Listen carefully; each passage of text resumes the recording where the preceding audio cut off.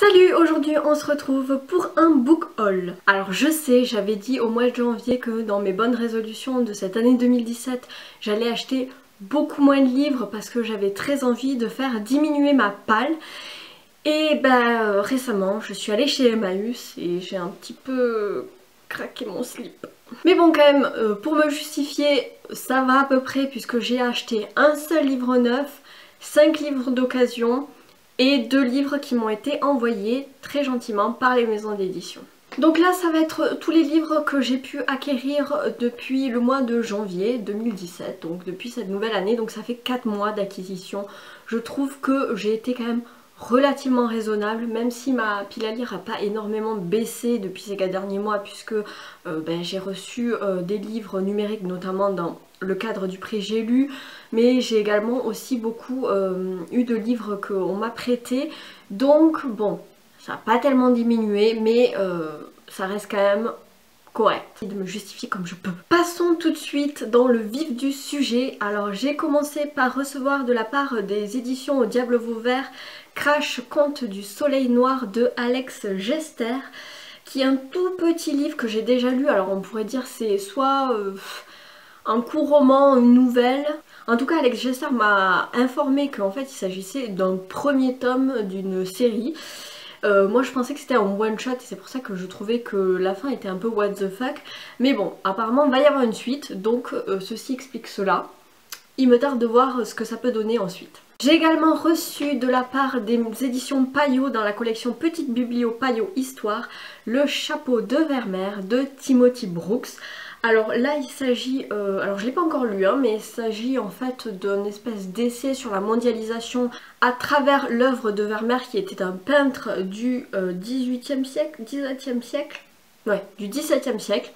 Donc voilà, il me tarde de lire ça, en tout cas voilà, moi j'adore l'histoire de l'art, donc why not. Je me suis procuré chez Gilbert Joseph le 3e tome des Outrepasseurs, le Libérateur, oui c'est ça, de Cindy Van Wilder aux éditions Gulfstream. Alors normalement c'était censé être le dernier, hein Cindy, c'était censé être le 3e et dernier tome, mais non, il y a un 4e tome qui est sorti là très récemment, qui s'appelle Furnesia je crois, à vérifier, je vous mettrai le titre par là.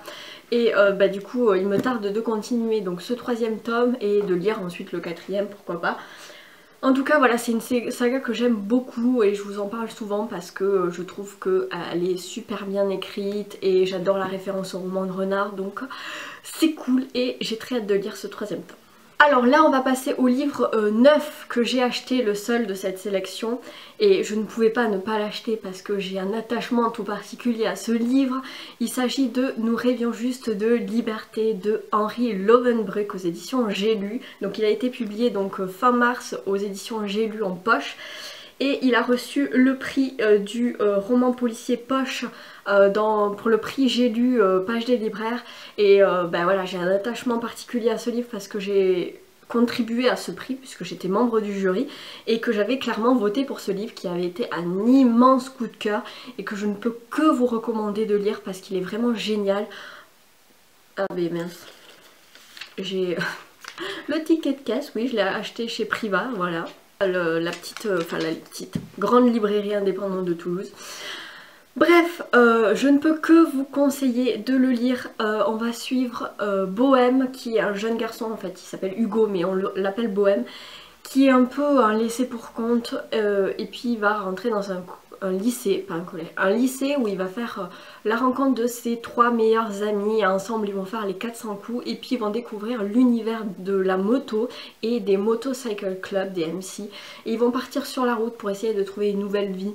Et en route ils vont rencontrer des gens, des bonnes rencontres, des mauvaises rencontres. Ça parle de liberté, c'est un road trip, c'est tellement beau et en même temps tellement déchirant, c'est des écorchés vifs de la vie, voilà, ce livre est extraordinaire, il est plein de poésie mais à la fois très abordable à lire avec une écriture très oralisée et franchement c'est mon coup de cœur de l'année 2017. Je me fais le porte-parole de ce livre parce que vraiment il vaut le détour, voilà, lisez-le, vraiment, vraiment. Et enfin pour finir je suis allée faire un tour chez Emmaüs et voilà. j'ai acheté 4 livres, qui n'étaient pas prévus hein, évidemment. J'ai commencé par me prendre un autre Agatha Christie, Le crime et notre affaire aux éditions du Masque, parce que voilà, Agatha Christie, c'est une auteure que j'adore.